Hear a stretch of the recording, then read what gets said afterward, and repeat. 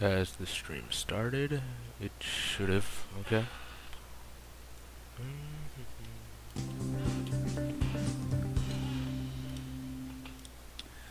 So we're moving into another perspective now. If you recall, we have, of course, for the 1 trillionth time in your lifetime, we have the infamous hand. And now we're going to move more into a cognitive realm. And so we have our index finger, which of course deals with the mind. We dealt with memory. Memory is part of cognition, but it's probably the biggest part, but it's not the only part of cognition. So let's talk briefly and just kind of give you a quick overview of what we're going to be heading to in this next unit that deals with thinking in general. Remember, when you hear the term cognition, cognition implies obviously thinking, knowing, remembering. It includes problem solving, language. Any of those arenas are going to be part of the process. So anytime, again, that you hear the word cognition or cognitive, it implies the mind. That's why we use the index finger. Remember, it points to our mind. Remember, not the brain. Brain is biological. Mind is cognitive. So we've already done the memory side. So now we're going to kind of do some of the other elements. And these include just basic thinking. They include problem solving, etc. So that is where we're headed. When we talk about thinking, though, we basically talk about two distinct types of thinking. There is convergent thinking and there is divergent thinking. Convergent thinking is thinking that really only tries to find one right way to do it. Have you ever had that math teacher that teaches you how to do a math problem? You don't understand it and you're like, can you do it a different way? And they're like, no, this is the way I teach it. Well, hopefully you haven't had a math teacher like that. Hopefully you've had a caring math teacher who goes, well, let's try to look at it from a different approach.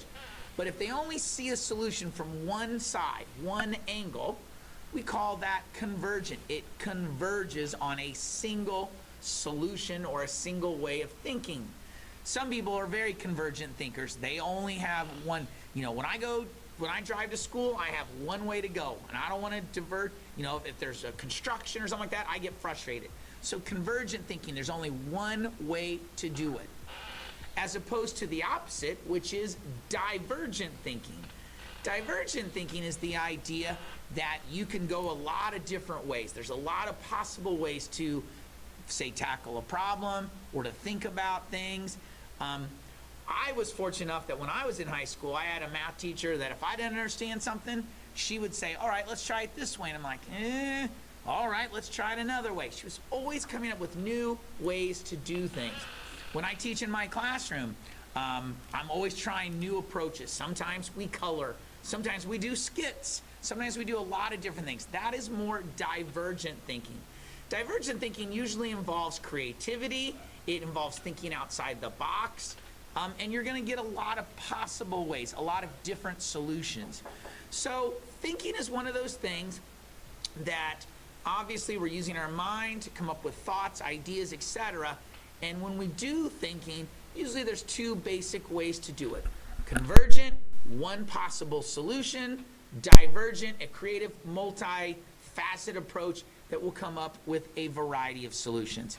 In any case, this unit's going to go through a lot of different aspects of thinking, problem solving, creativity, language, etc.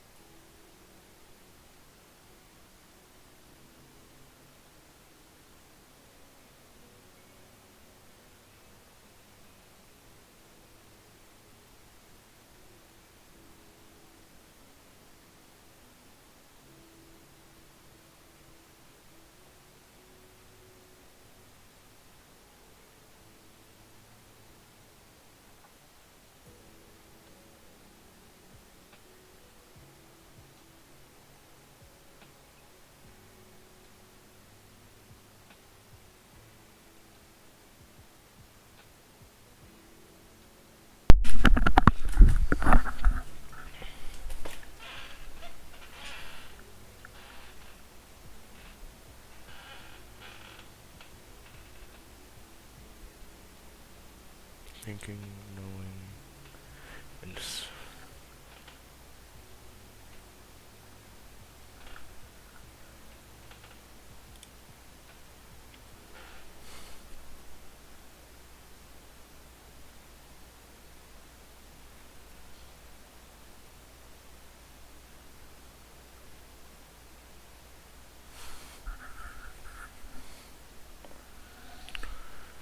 what can mental group my similarities and ideas and people called?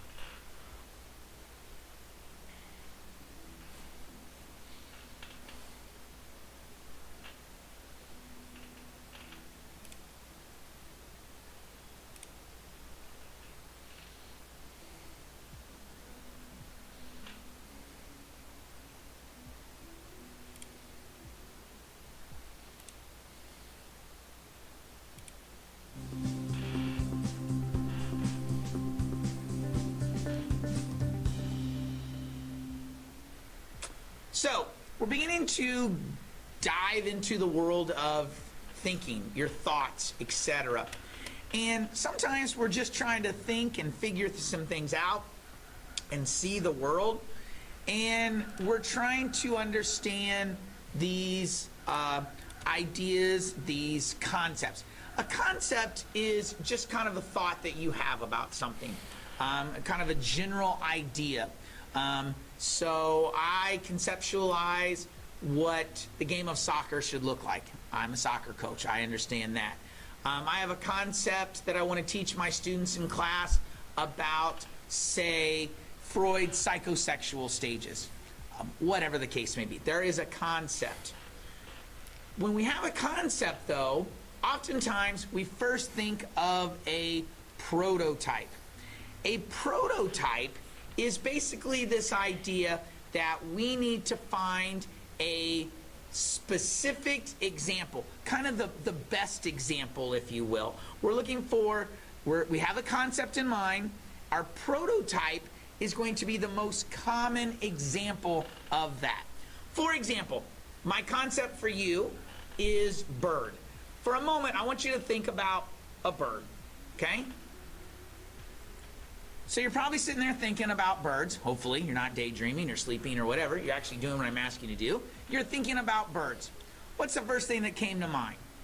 I'm guessing it's probably like a robin, maybe a cardinal or a blue jay. It's a bird that sits in your tree. It's got feathers. It flies, etc. That first example that came into your mind is what we call a prototype. It is basically the typical example. It's the example that first comes to mind. Let's do another one. The concept this time is triangles. What is the example that first comes to mind when you think of triangles? Well, probably your traditional triangle like this, okay? Some of you may have thought of like a right-angled triangle, but I'm guessing most of you just kind of went with your basic triangle that most of you would know, okay? That is the idea of a prototype. So a prototype is well, first, a concept, again, is just kind of a basic general thought, and a prototype is then going to be the typical example that comes to mind when you think of that concept. Now, as we get into problem solving and we're trying to figure out things, those concepts and ultimately those prototypes are going to be a vital part of that explanation. In a moment, or at another time rather, we're going to get into problem solving strategies. Oftentimes those strategies involve using a prototype to solve the problem. It's a typical example, and then we compare things against that. In any case, concepts are the basic, all-encompassing idea that you have, and then a prototype is the most common, typical example of that particular concept.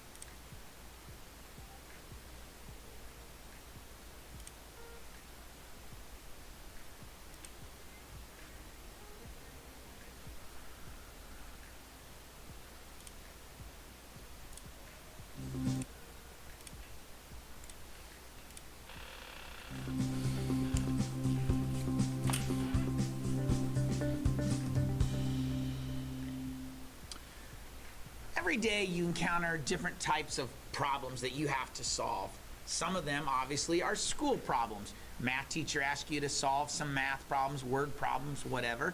Sometimes you got to figure out, man, I got to figure out how to get the trash cans around the car that's parked in the garage so I can take goofy things like that. There are all kinds of daily kinds of problems that we have to solve.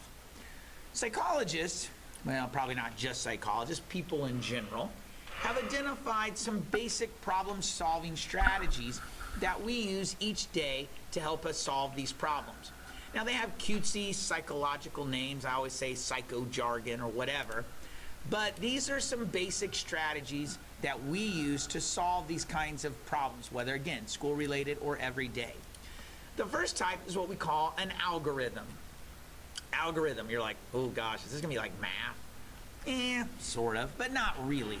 An algorithm is simply, we're going to try every possible solution. We're gonna do every possible way to do something until we find the actual solution, okay? We're gonna try every single formula, every single method, etc., and it's going to guarantee that we're gonna find the solution. It's oftentimes very time consuming, sometimes it's exhausting, but the nice thing is we are guaranteed to find a solution. Let's look at an algorithm example. It's kind of a goofy one and it's not really that hard, but let's look at an example. Over here on the board, as you can see, I have written an anagram for you. An anagram, again, is a fancy word for scrambled word, okay? Now, as you look at this, you're trying to figure out what the word is, okay? Most of you are like, oh, wow, this is a tough one. It's psychology class. I know it's psychology. Well, yes, in fact, the word is psychology, if you were to scramble it. Now, you're used to solve that, something else, which we'll get into in a minute. But if I was to do an algorithm to solve this particular anagram, there are 907,200 possible solutions. Algorithms oftentimes are done by computers. We punch in information and it just goes through and goes through and goes through and goes through until eventually it locks in on the answer. In other words, with this many letters and that many ways of rearranging them, there are 907,200. If we were to do all of those, yeah, we're going to eventually find the word psychology, okay? But again, it's time consuming. It would take forever, unless obviously you do it by computer and stuff. So algorithms are good. Sometimes we need to do an algorithms. When we're trying to solve, some major mathematical formula, we're probably going to do an algorithm because we have to get the exact solution, okay? But because of the time constraints, the exhaustion factor, oftentimes we don't use algorithms to solve problems, whether in the classroom or our everyday life. We simply choose to do a different one. A different problem-solving method is what's called a heuristic. A heuristic is simply the idea that we kind of just use a rule of thumb. We kind of look in our brain a little bit, excuse me, I don't like to use that word. We look into our mind a little bit and try to think, all right, what's the possible solution that we could use? In other words, a heuristic is kind of a shortcut. We kind of cut corners. We make sometimes some guesses almost to solve the problem. Sometimes we use prior experience, we use judgment, and we make a quick decision, okay? Let's look back at the board again. When you solved this probably the first time and you looked at it and you're like, okay, this is AP Psychology. He's a psychology teacher. There's a P and a Y and some G's. Oh yeah, it's probably psychology. You kind of took some shortcuts. Now, you were right. Fortunately for you, you were right. It is psychology. But you're not guaranteed that it could be right. I could have tricked you, and I don't know what word I could do to make it look like psychology, when in fact it was something else. In this case, I didn't trick you. So heuristics are good. They help us solve problems quickly and efficiently, but they don't always give us the right solution. So algorithms, time consuming, take a while, but you're guaranteed to do the solution, get the solution. Heuristics, quick, fast, and easy, but you're not guaranteed the solution. Now, As we said, heuristics are prone to lots of errors. We can make lots of mistakes. There are actually two basic subtypes of heuristics that are out there. First is what we call availability heuristic. Availability heuristic is basically kind of whatever is readily available in our mind to make that decision. We got a problem in front of us, we kind of compare it to our thoughts, and we kind of go with it. For example, I'm going to ask you a question. Do we have more deaths due to car accidents or to sickness in the world? Now, a lot of people will go, car accident. Well, man, I see on the news every night there's another car accident, somebody's dying. Well, because that's what's readily available to you. You kind of think about, okay, what's readily available? I know there's lots of news stories. There are lots of people dying from car wrecks. That's got to be it. The reality is fatal diseases kills way more people. There are so many diseases in the world, it's not even remotely close, okay? But again, because accidents get the news headlines, that's what we see all the time, we instantly think that is the solution. That's why, again, heuristics, quick and easy, but oftentimes lead to errors. So the availability heuristic is simply, again, it's a rule of thumb using our judgments, but we basically compare the problem to whatever is readily available in our mind. The other type of heuristic is what's called a representative heuristic. Representative heuristic is we're given a problem and we simply compare that situation to whatever the prototype is in our mind. And if it matches our prototype, then we go with that solution. So you're asking, okay, I don't quite understand.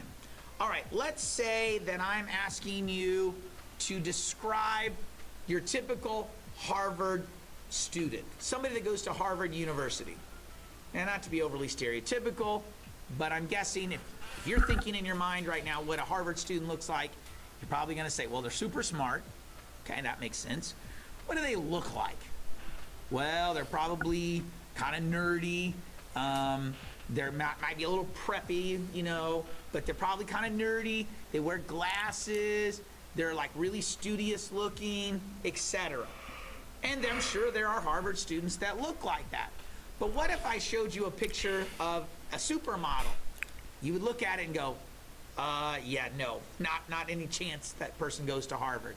Well, there is in fact a supermodel. Her name is Sonia Daria. She went to Harvard. She actually has taught courses at Harvard, and she is in fact a beautiful swimsuit supermodel. But she doesn't match your prototype. Your prototype of a Harvard student is that kind of super nerdy, smart, preppy kind of, probably even male to be perfectly honest. You don't think of that kind of beautiful, gorgeous, kind of supermodel in a swimsuit, because you're using your representative heuristic. You're comparing the problem to your prototype, and you have a prototype of what a Harvard student looks like, and since it doesn't match, you instantly go with what does match. So again, it was quick, easy. You quickly probably pulled up what you thought was your Harvard student, but in fact, it was wrong in my example. So the representative heuristic, or heuristics in general, are really good. They are quick. A lot of times you're right, but a lot of times you're wrong. In any case, we have to use different quick methods to help us solve problems as we go through. Sometimes we have the time, the technology, etc., that we can use an algorithm. It's going to be very exhausting and time consuming, but we're guaranteed the solution. Sometimes we don't have that luxury and we have to settle for a heuristic. Heuristic, rule of thumb, we kind of use our best judgment, our best guesses, and hopefully we get it right. Unfortunately, oftentimes we get it wrong. In any case, algorithms and heuristics are both types of problem-solving methods that our mind uses us to help us deal with those problems.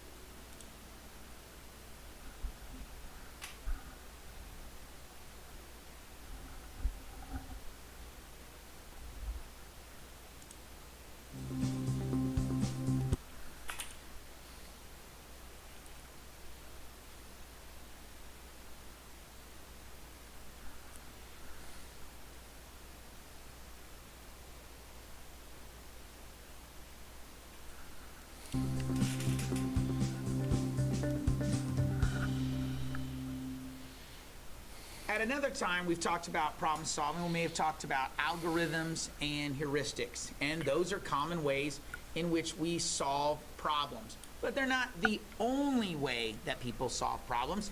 There are some other methods as well. One of those is something called insight. Insight is where, and you may have experienced it, it's where it's almost like there's just this sudden light bulb goes on in your head. And suddenly you, oh my gosh, I just suddenly solved the problem. There wasn't any kind of little cue. You didn't think about it too much. It just suddenly, it clicked. Now, there's no real strategy that we use in it. It just kind of happens. A psychologist by the name of Wolfgang Kohler, Wolfgang if you're a good German speaker, Wolfgang Kohler did some research on some chimpanzees. And I don't think he gets credit for having invented insight. He just identified that it is in fact a real phenomenon.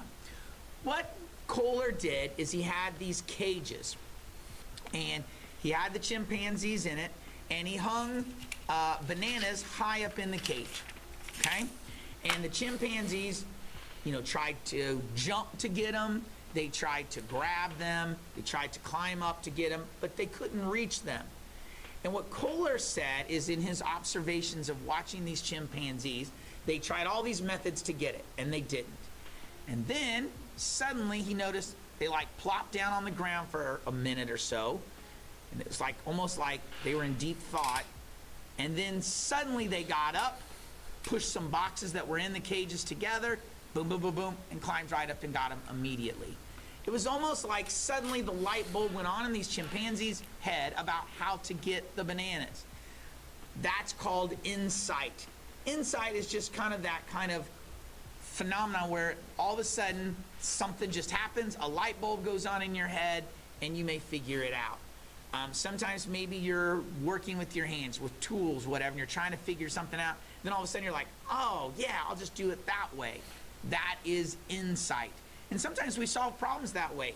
It's just like it suddenly comes to us, etc. Problem solving is also helped or encouraged when we use creativity. Let's look at some kind of see how creative you are before we get into creativity. Let's go to the board for just a moment. I have three kind of goofy examples, and you may have seen these before. These are kind of common little time killers in a classroom sometimes. I have a whole bunch on a board that I sometimes show. Basically, these are kind of play on words, okay? They are visual representations of kind of fun or simple ideas.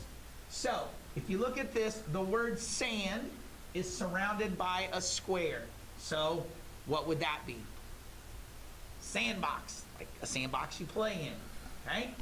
Okay, over here you have man, and you have a line, and you have the word board. What is that? Man overboard, like in a boat.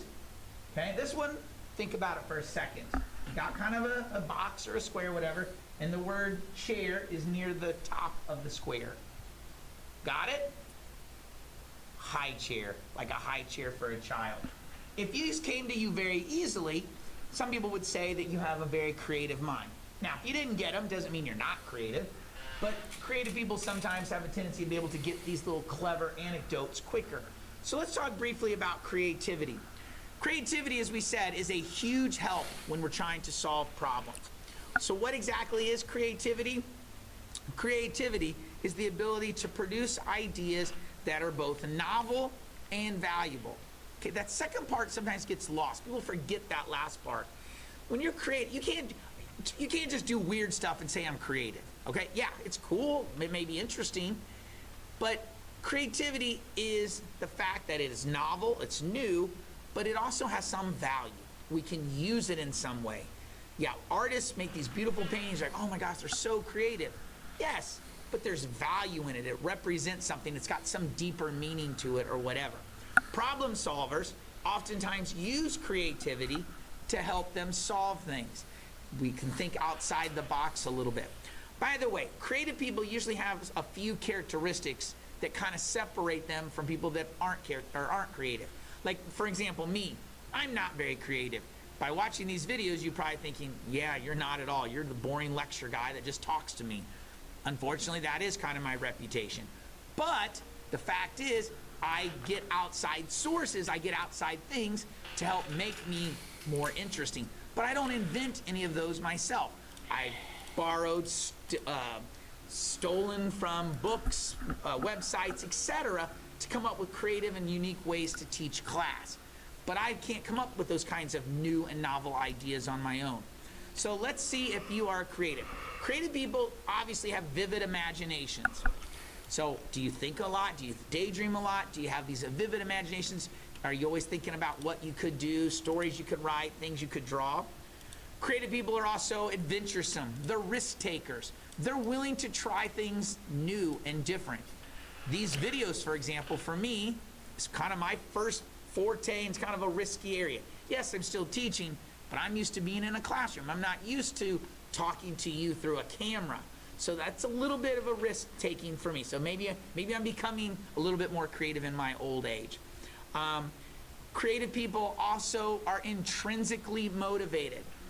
Remember, intrinsic motivation is where you do stuff because you enjoy it. Extrinsic motivation is people that have to be given something. They have to get a reward or a reinforcer. Creative people are intrinsically motivated. They just like doing stuff. They like doing it because it's fun, it's enjoyable, it gives them pleasure. That is intrinsic motivation. And also, creative people oftentimes work in a very creative environment. They are surrounded by creative things. This is why, like when you have children, and someday maybe you will have your own children, you want to put them in a very creative environment that has lots of toys, lots of books, lots of crayons, markers, etc., because that kind of environment stimulates creative thought. So again, when we're trying to solve problems, creativity is a valuable tool if you're able to be creative and think outside the box. It will help you solve problems from a lot of different ways. You'll get a much more divergent viewpoint rather than the convergent. Remember, convergent thoughts go in one solution, divergent goes in a lot. So again, when we look at types of problem solving, we obviously have mentioned algorithms and heuristics, but in this particular video we talked about insight, the idea that sometimes the solution just comes to you, just almost out of nowhere. And in order to solve a problem, one of the best ways in which that you can do that is to try to come at it from a creative angle and to be creative. Creativity really, really helps us solve problems, oftentimes in unique and different ways.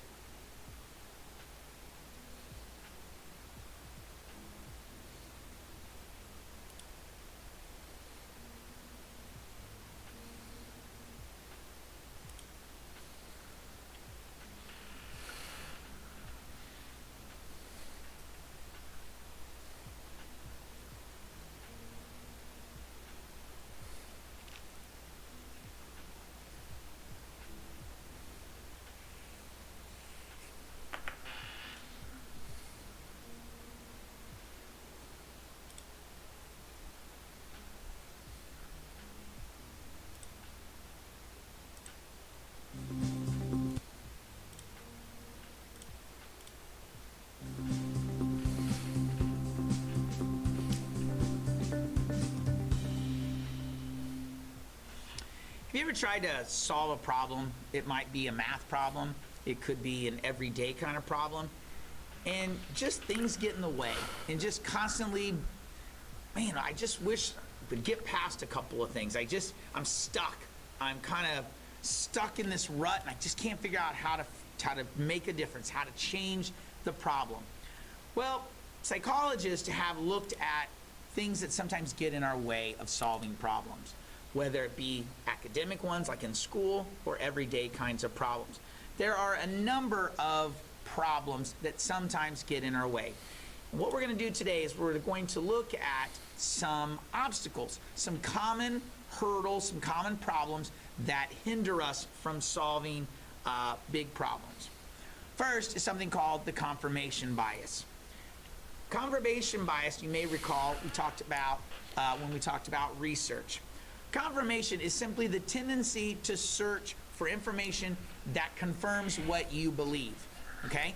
Confirmation bias, again, is the tendency to find things and only acknowledge things that support our viewpoint or whatever we're trying to do. So if you're trying to solve a problem and all you're doing is looking for solutions or answers or whatever you want to call it that support your way of thinking, that's going to be a problem to you ultimately solving that problem, because you're not willing to look outside a little bit and look for alternate solutions. And so you're kind of stuck just looking for ones that support you. So the confirmation bias, again, is simply where you have a tendency to only look for things that support your way of doing it, support your solution. And obviously that's going to be a problem. Another thing is what's called fixation.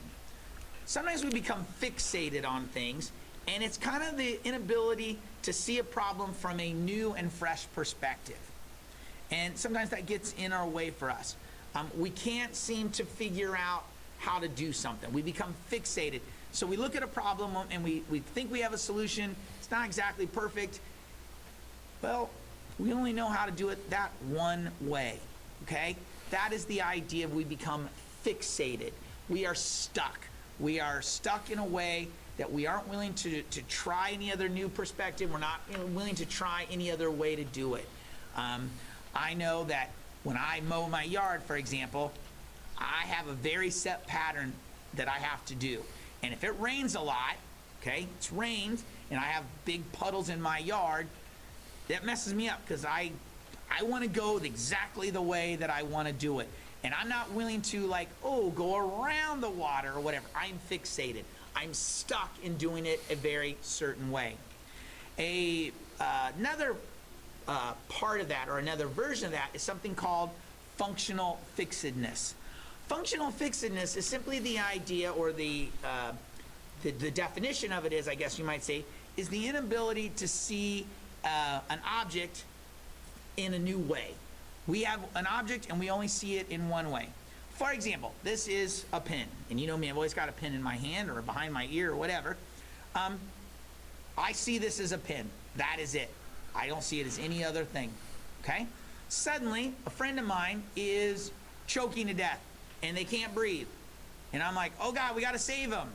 And the ambulance is on their way, and they call me, and they're like, this is obviously, don't ever do this. But they say, okay, you've got to cut open their throat to let more air in, and you're gonna stick a tube in there. So I get brave, and I get a knife, and I cut open their neck, and they're like, okay, you gotta shove some sort of tube in there. And they're like, I don't have a tube. They're like, use something else. I don't have a tube. I don't have anything else I could use. I don't have any idea what you're talking about.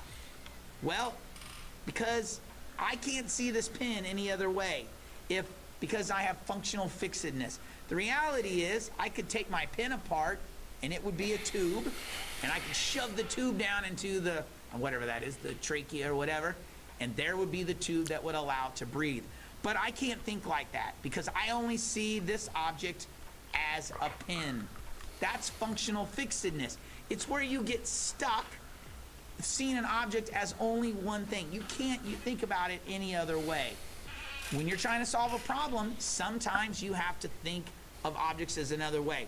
I know my neighbor once had kind of a little hole in his roof, and it was raining really hard, and he's like, I don't have any wood, I don't have anything to cover it up with.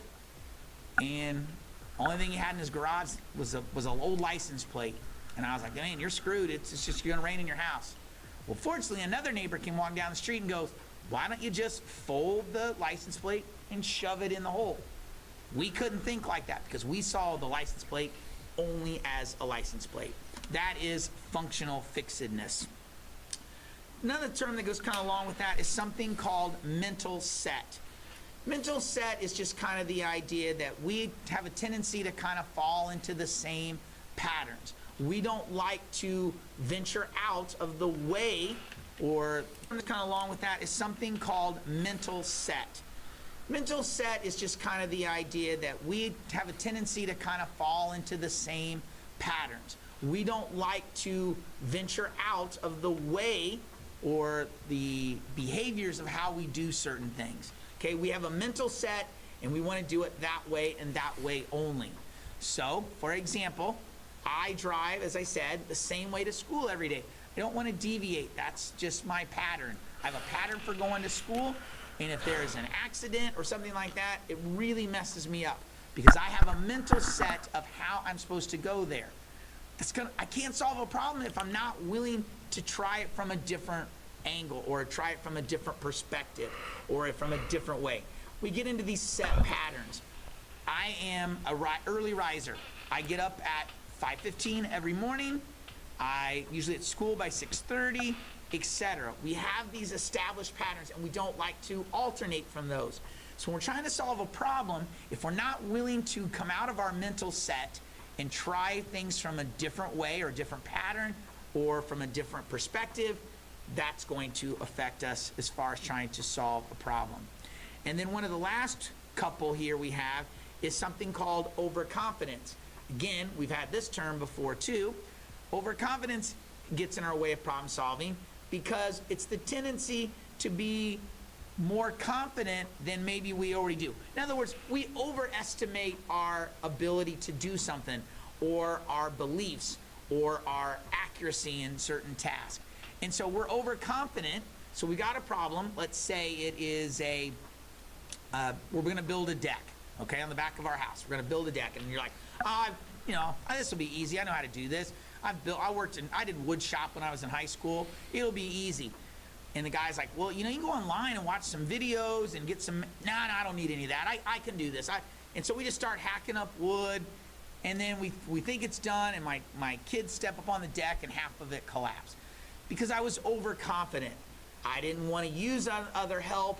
I didn't want to get any other ideas because I was overconfident. So sometimes overconfidence can get in our way because we don't get those added sources that could help us solve a problem. We believe that we know how to do everything, we know exactly the solution, etc.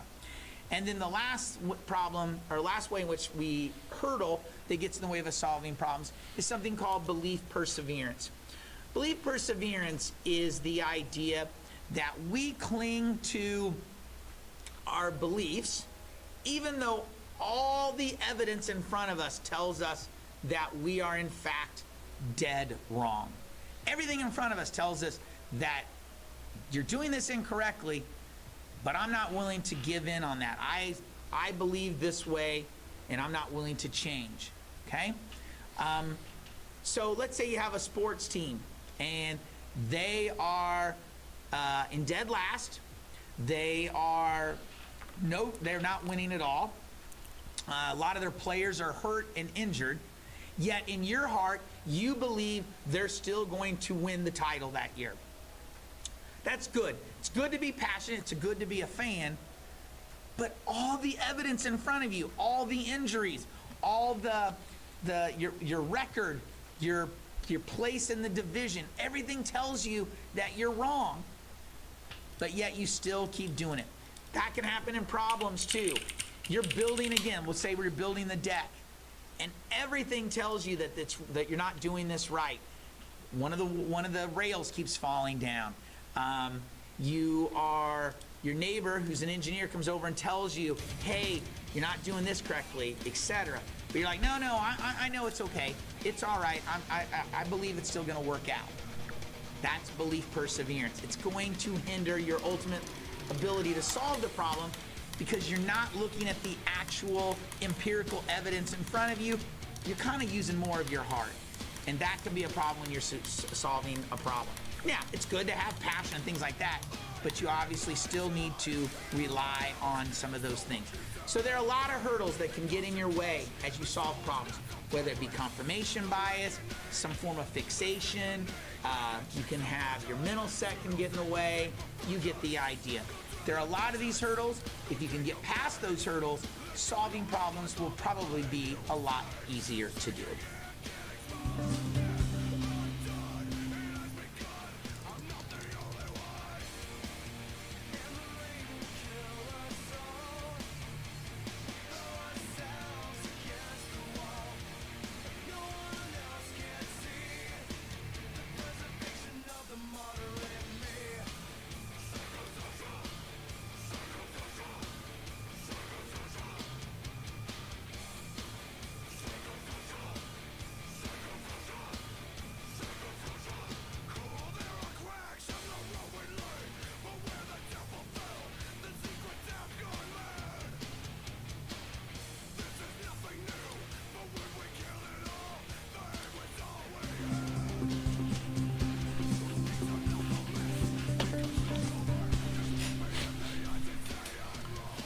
When we talk about cognitive psychology or cognition, we've talked a lot about memories and thinking and problem solving. Another element to cognition is your language, the language that you're speaking. Like I'm speaking English right now. That is my language. Some people speak Spanish, German, French, etc. Language is a critical part of your thinking because your language is basically the outward expression of what you are thinking. So language is one of those critical elements of cognition. Now, I want to point out to you, though, language is not just speaking words and the written words. It's also gestures. It's the kind of body language, if you will. Language can include, obviously, as we said, written and spoken, but gestures as well. Sometimes we make gestures. We show facial expressions. It's still a way of expressing what we're thinking, how we're feeling, etc. So language includes all of those elements. Written, spoken, gestures, body language, all of those things make up part of our communication system, if you will. So those kinds of things include your language.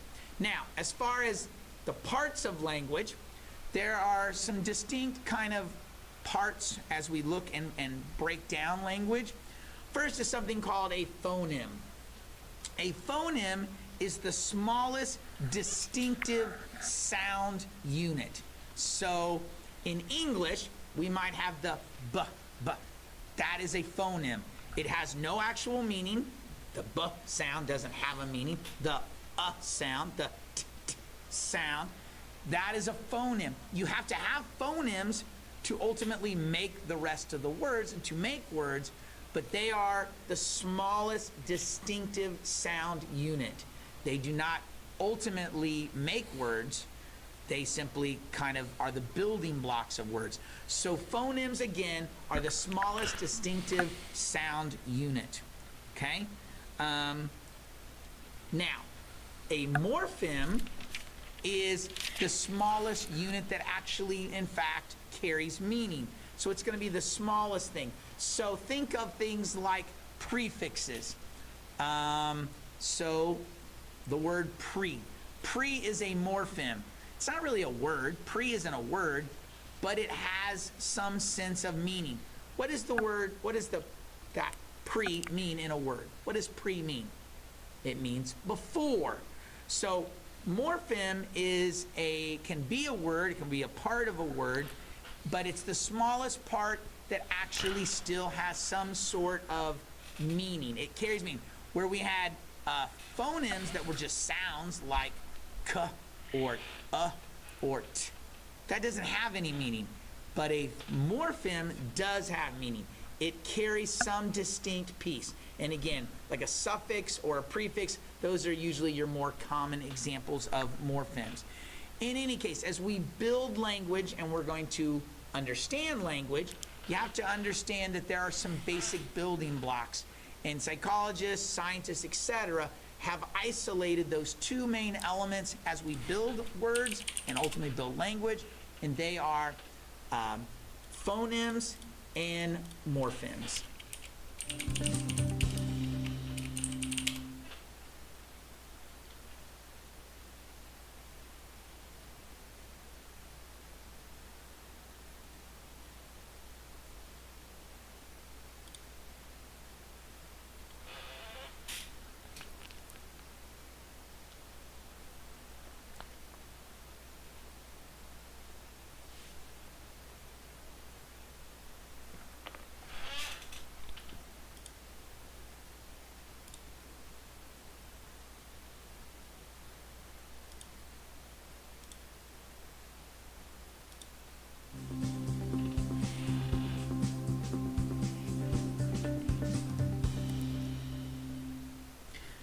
Every language, English, Spanish, Mandarin, whatever the case may be, has certain structural pieces.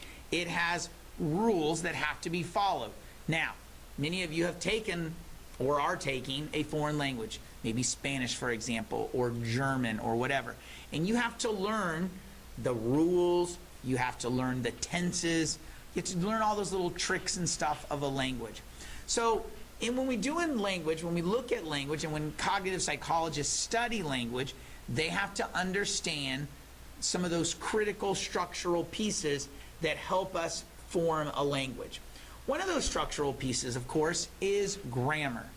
Now, some of you have studied a lot of grammar in your English classes, or maybe some schools call them ELA now, English Language Arts classes, I think is the term for it. But in any case, grammar is kind of a system of basic rules that allow us to communicate with each other. Where does a comma go? Where does a period go? Those kinds of things. So grammar, we have to capitalize the beginning of a sentence in English to let us know it's the start of a new sentence, etc. That is grammar. So we have to have grammar, we have to have these rules so that I can communicate with other people in English. Spanish has its own grammar rules, German has its own grammar rules, etc., so that people can communicate in that particular language. So grammar is a system of rules that we have to follow that allow us to communicate. Another structural piece to language is something called semantics. Semantics is kind of how we derive meaning from a language. So in English, to derive or to show past tense, we oftentimes will put like an ED on the end of a word. So semantics is how we get the meaning.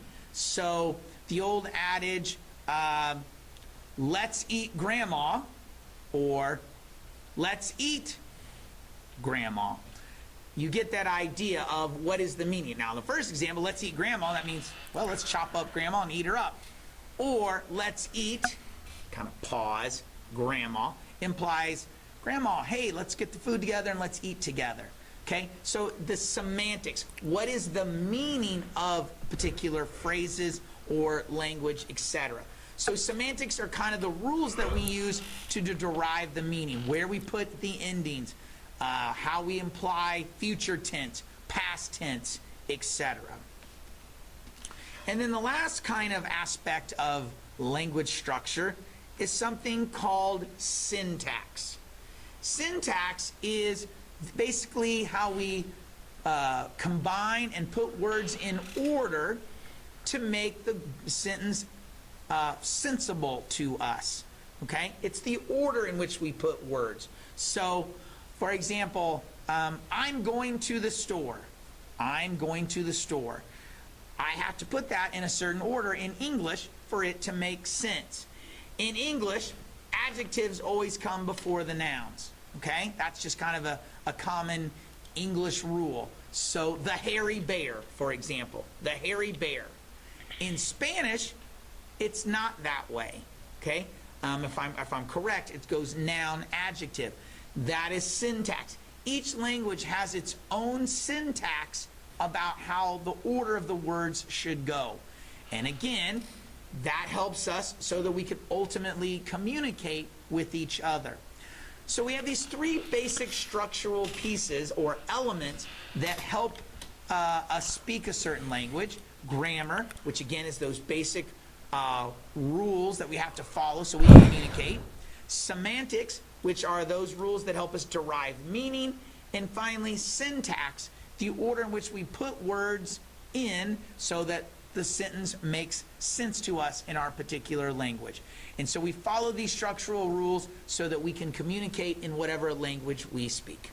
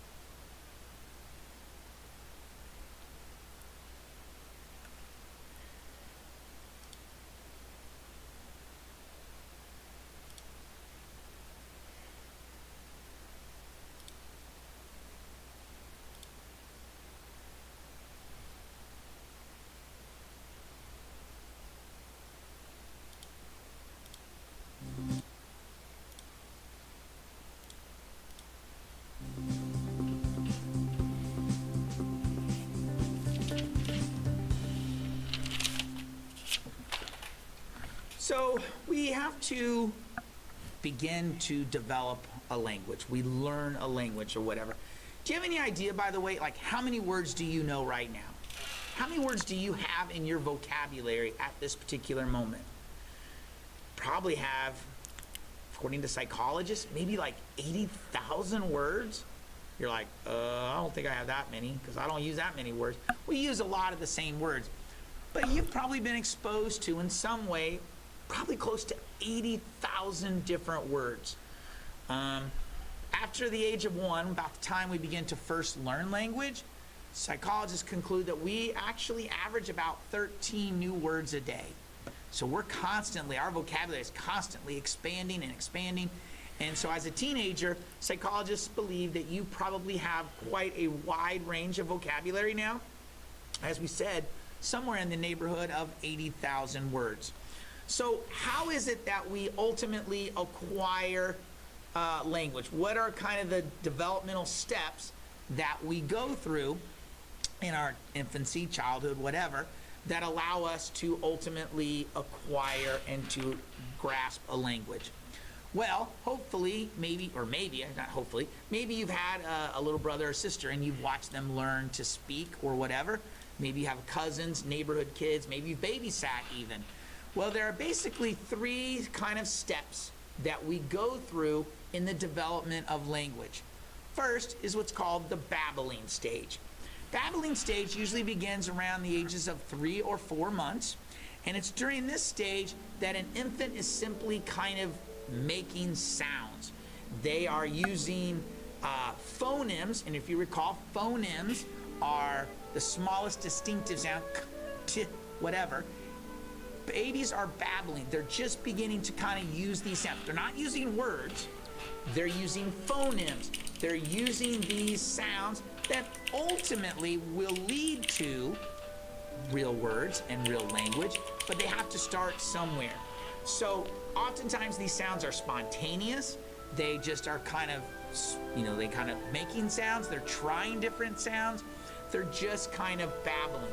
Prior to the babbling stage, it was mostly just crying. But now they're trying to make distinctive sounds that they can repeat.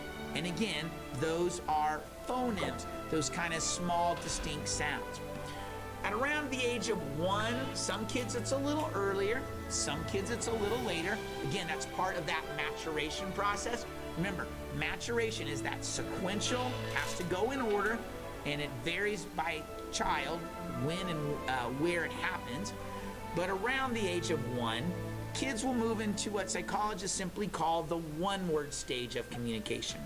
The one-word stage of communication is what its name implies, that kids begin to use, they've learned words, and now they're using one word to communicate whole thoughts or ideas.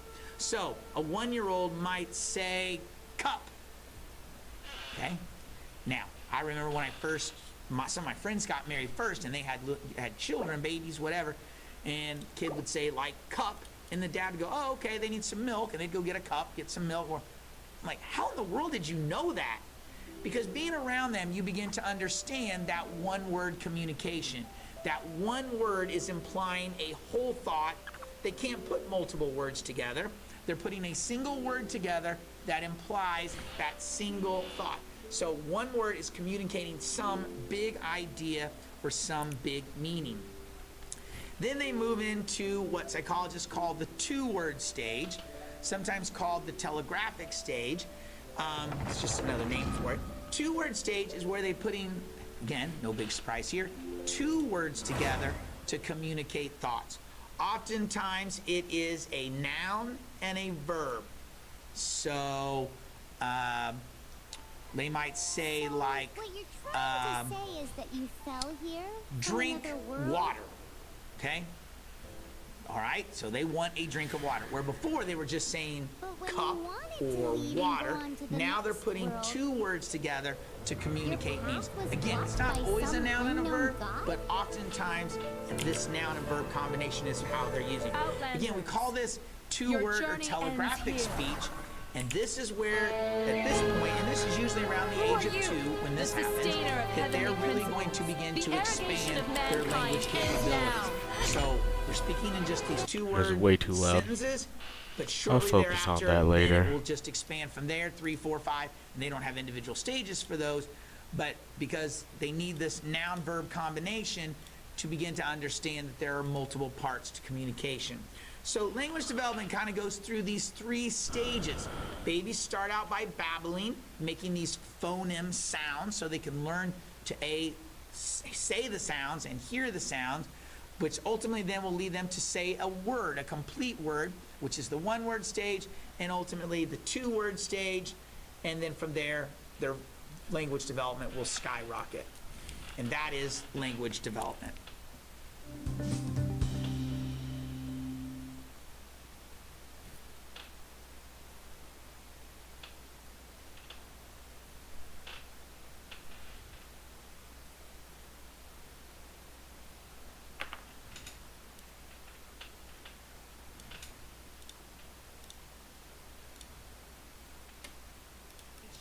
To begin to understand, to begin to expand their language capabilities. So we're speaking in just these 2 word That's way too loud. sentences, but I'll shortly focus on thereafter, that later. we'll just expand from there, 3, 4, 5. They don't have individual stages for those, but because they need this noun-verb combination to begin to understand that there are multiple parts of communication. So language development kind of goes through these 3 stages. Babies start out by babbling, making these phoneme sounds so they can learn to say the sounds and hear the sound, which ultimately then will lead them to say a word, a complete word, which is the one-word stage, and ultimately the 2-word stage, and then from there, their language development will skyrocket. And that is language development.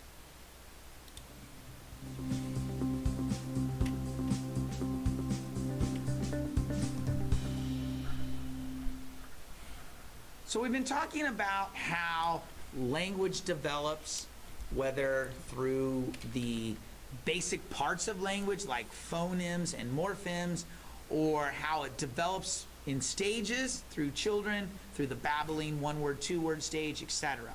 And all that is very true. The reality is, though, one of the big questions that psychologists have had to deal with is how do we explain how a kid acquires language? There again, just like in all aspects of psychology, There are multiple perspective approaches, different theories about how language actually emerges, how we get a particular language, how a child acquires a particular language. We're going to look at just a couple of the major ones because they're the two most common perspective thoughts of it. First is the kind of behaviorist viewpoint. Again, behaviorist, so it's going to be somehow learning. And the main proponent of language development in the behaviorist perspective is B.F. Skinner. If you recall, B.F. Skinner believed in operant conditioning. This is the idea that we learn through reinforcements and punishment. Skinner believes that language is either directly or indirectly taught to children. They are going to learn it through reinforcements and punishments.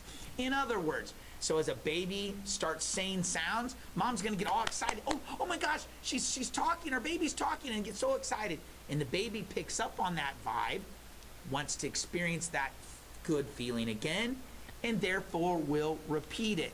And so as a kid learns their first word, dada, and dad's like, oh my gosh, dada, he knows I'm dada, and again gets super excited. Again, we are reinforcing. Remember, reinforcement always increases behavior. We are reinforcing that behavior. We are telling a kid, this is good, please do this, we want you to repeat this again. So operant conditioning is one explanation for how a kid ultimately acquires that language. This idea of simply through reinforcements and some punishments as well, but primarily reinforcements, that they acquire that language. However, there is not opposing, that's not really the right word, but there is another perspective that has a different explanation for how we acquire language. And that comes from the cognitive perspective. Cognitive perspective, again, is going to deal with things of the mind. Remember, mind is cognitive, brain is biology. But a guy by the name of Noam Chomsky, who is, well, at least at the time of videotaping, was still a professor at MIT, one of the most prestigious technical universities in the United States. Anyway, through his research on language development, he concluded that children in their mind have this almost like machine. Now, it's not a real machine, it's a figurative term, but he believes that we have this almost like machine. And he calls this machine the language acquisition device. And basically, it's almost like a language learning box. And basically what he argues, that at some point through maturation, that machine turns on. And at that point, once it turns on, it enables a human to begin to acquire language.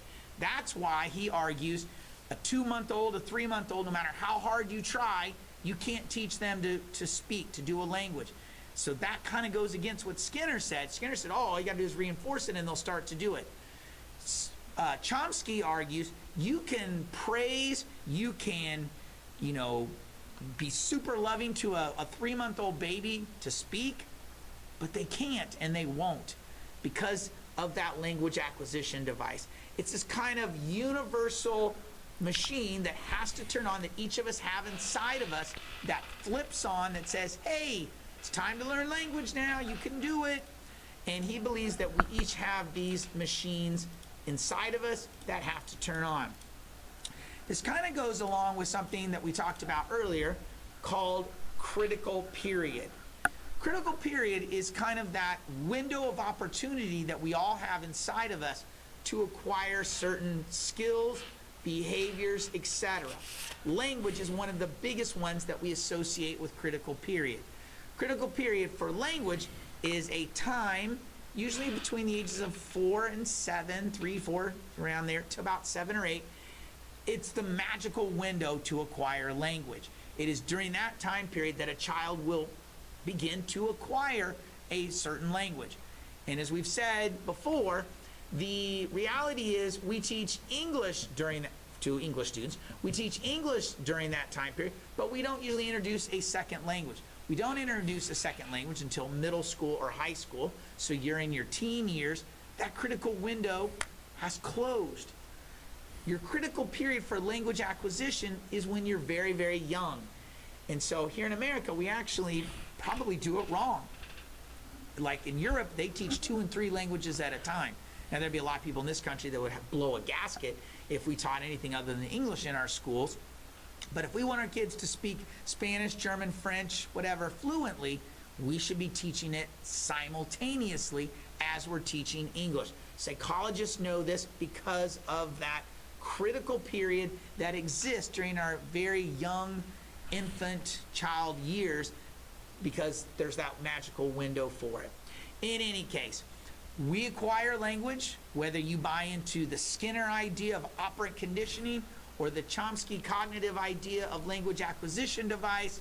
There's no doubt that young children are going to acquire language, unless, for some reason, terribly, they are maybe abused, they're locked in an attic, and they don't get that exposure, and they miss that critical window. And that has happened. There have been events where children have been abused, locked in attics, locked in basements or whatever, and aren't exposed to language and miss that critical period, and their language is never, they never catch up. They may get a little bit of it, but their language is always going to be behind. It's always going to be deficient because they missed that critical window. In any case, all of that is a little bit of the basics of how we explain how language is acquired.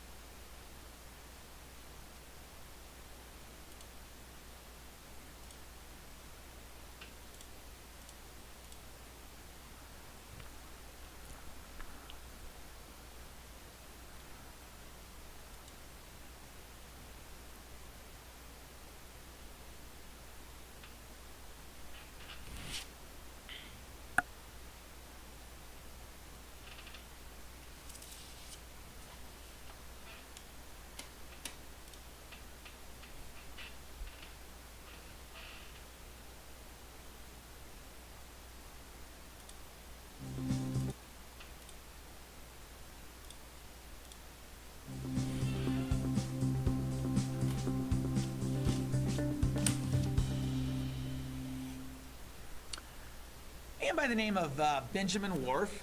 He was a psychologist, and he did a lot of research and interviews of Hopi Indian tribes and other cultural people, studied Japanese people, etc.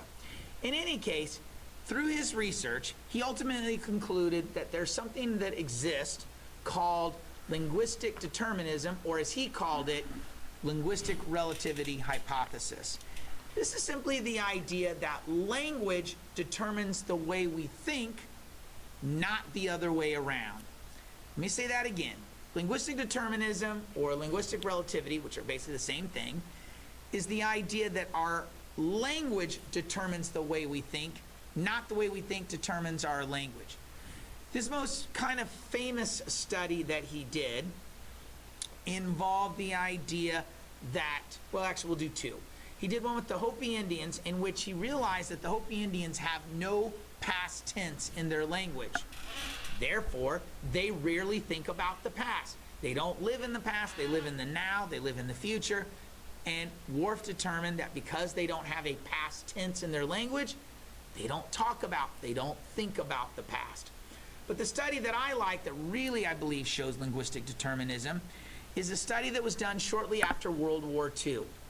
Shortly after World War II, Whorf interviewed several Japanese women that married American soldiers who had gone over to fight against the Japanese in World War II. So these Japanese women have come home with the American soldiers. Many of them are now married to the American soldiers.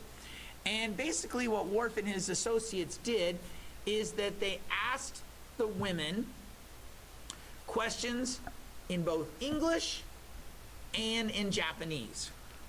When they were asked in English, the women's responses to the questions were very individualistic. It was all about me. It was all about what I want to do, how I think, how I see the world, etc.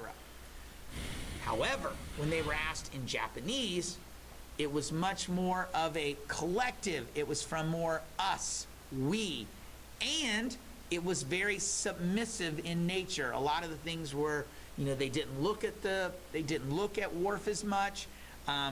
They were very submissive, like, yes, this is the way I do what I'm told, etc. What Worf concluded was that the language was determining how they saw the world. In America, in the United States, in English, we promote individualism, we celebrate the individual, we celebrate individual achievement. So when they spoke in English, they kind of talked in terms of doing great things for themselves, etc. When they were asked in Japanese, there's obviously, and not to be overly stereotypical, but there's kind of that Asian cultural attitude that it's more about the group. It's a much more collective viewpoint. It's not about the individual. And at the time period, Japanese women were very subservient to their male husbands, etc. So when they were asked in Japanese, it was almost like they reverted back to their Japanese culture of being very subservient, doing what they were told, etc.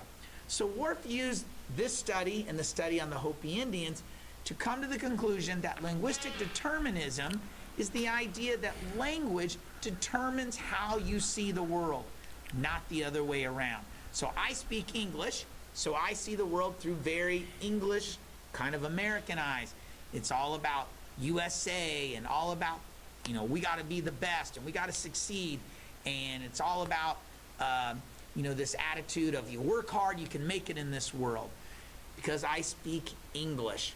Other cultures have much different cultural attitudes, beliefs, etc. So when they speak their native tongue, their attitudes, their feelings, etc., come through in the language that they're speaking. So Worf referred to this as the linguistic relativity hypothesis. Most people today simply refer to it as linguistic determinism.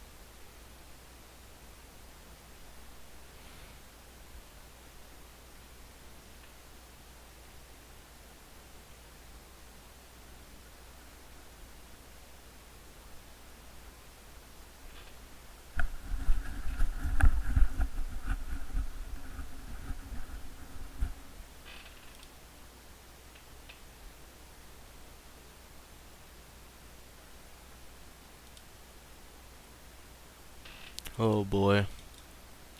Oh boy, okay.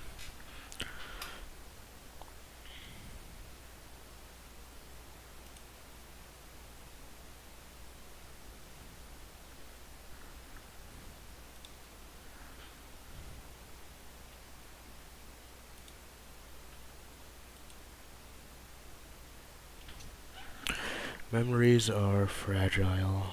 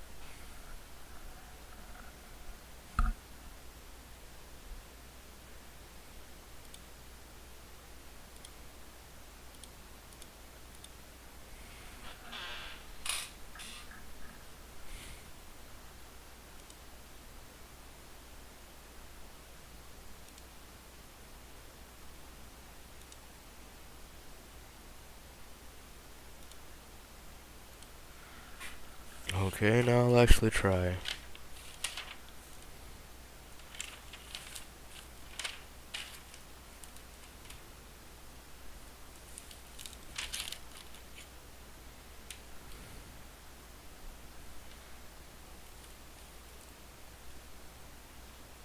Midnight calling, mist of resolving, crown me with the pure green leaf. Praise to my Father, blessed by the water, black night, dark sky, the devil's cry. Leaf off of the tree, on it I see the freedom ring. We are falling, the light is calling, tears inside me, calm me down. Praise to my Father, blessed by the water, black night, dark skies, the devil's cry.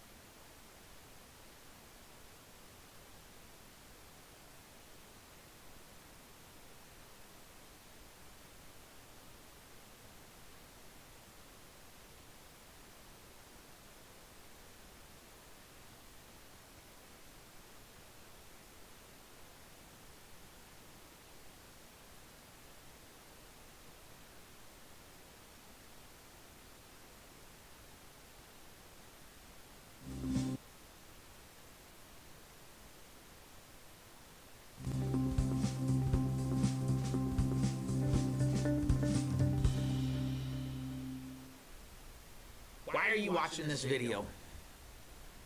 Somebody making you? Or you just want to learn?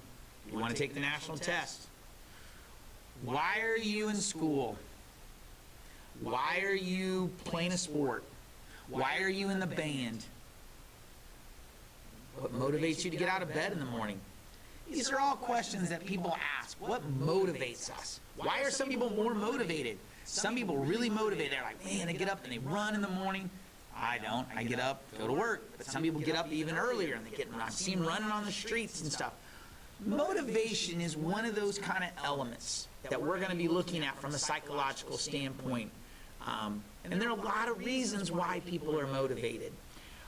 So in a nutshell, how do we define or what is motivation? Motivation is simply a need or desire that energizes behavior and directs it towards a goal. So we get up and we do something because we want to accomplish it. The person that's running every day, they have a desire to be healthy, or they have a desire to make a team, or whatever the case may be.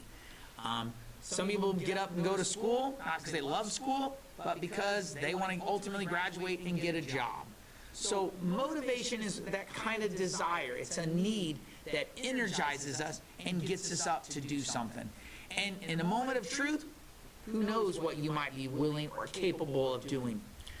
Several years ago, there was a guy by the name of Aaron Ralston. You may have seen the movie 127 Hours. You might be familiar kind of with his story. Anyway, in a nutshell, he was kind of a hiker, runner, whatever you want to call it, and oftentimes hiked, ran through mountains, caverns, etc. Well, one day he went out with his camera, all those things that he normally takes with him when he's running, and he was running through kind of this cavernous area, and he slipped into a cavern, and as he slipped into the cavern, a boulder came down and pinched his arm against the cavern wall. And so he's stuck in this cavern, and he has no cell signal. Nobody knows where he is. Nobody knows what's going to happen. I mean, nobody knows what's going on. He has a video camera. And at first he tries to, get his arm out. He can't. Tries a lot of different things. And hopes eventually somebody will come and rescue him. He videotapes these little messages to himself each day, over each hour or whatever to himself. Well, anyway, after a few days, he realizes, if I'm going to live, if I'm going to survive this moment, I'm going to have to do something desperate. And so, ultimately, what he does, takes a pocket knife out of his pack, and he cuts off his own arm from the boulder. Now, obviously, bleeding profusely, puts a tourniquet on it, climbs up out of the cavern, and goes and gets his own help. Could you do that? Could you take a pocket knife and cut off your own arm? Probably not right now. But who knows how far you'd be motivated if you had to do something that dramatic. So what we're going to be talking about in this unit a lot is what motivates us. What causes us to motivate us? Are there some specific things that motivate us more so than others? And that's what we're going to be looking at. But what we want to look at first is kind of the basic explanations, the theories behind why we do what we do. So we're going to look at two kind of theories to begin with, and they are what's called the instinct and drive reduction theory. Instincts are behaviors that you are born with. They're fixed patterns that you're born with and you do automatically. For example, a bird, one of its instincts is ultimately to build a nest. It just does it. Nobody teaches. They don't go to nest building school. It's an instinct. They're born with that instinct and they do it. We have all these, some people say that women have an instinct to take care of babies. That probably is somewhat true, but I think guys have somewhat of that instinct as well. But anyway, instincts are these specific patterns, these specific behaviors that are not learned, and they are specific to a certain species or whatever. So, some people believe what motivates us is something called the instinct theory. We are simply motivated by these instinctual, automatic behaviors that we have inside of us. And we have these instincts, and it causes us biologically to get up and go do what we have to do, whether that's get food, get water, build shelter, whatever the case may be. we have these automatic behaviors that we do. I think that's probably to some degree true. But some stuff we do not because we have to or it's a need. Sometimes we just want to do things. So I like the instinct theory, this idea that we're motivated by these inborn automatic behaviors, but I don't think it's the only explanation of why we are motivated. Another motivation theory that floats around there is something called the drive reduction theory. The drive reduction theory, and I'm going to read it verbatim, and then we're going to go through all the parts of it, and it's pretty complex, but I'm going to read the definition to you. You can see it probably there on your screen. It says, the idea that a physiological need creates an aroused state, which is a drive, that motivates an organism to satisfy the need. Okay? So, again, what we have here is you need to understand a few basic vocabulary words before you can understand the theory. Those three words are homeostasis, need, and drive. So in order to understand the drive reduction theory, you need to have some basic vocabulary. So let's go through the vocabulary, and then we'll go back to drive reduction theory. First, homeostasis. Now, one big red flag here, a homeostasis is a word that the AP people in psychology love. It will probably be somewhere on the test. They love this word. Homeostasis is basically the idea that an organism, an animal, a person, whatever, has a desire and has a need, has systems in place to keep our body in balance. Okay? We have to keep our body balanced. If we get too hot, we sweat to cool us down. Our body has these systems in place that constantly adjust themselves. I always say it's kind of like a thermostat in a house, okay? It's constantly adjusting to make our house at a temperature that we're comfortable with. So homeostasis is simply a tendency for an organism to keep its physiological systems balanced. And we have a biological need to keep ourselves in a homeostasis, in other words, in balance. So then, what is a need?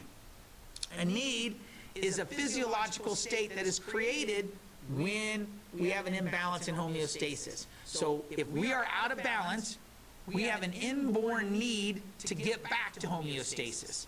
Okay? So a need is simply we're out of homeostasis, and our need is to get us back, whether body temperature, hunger, whatever the case may be, we have a need to get back to our homeostasis to get it even.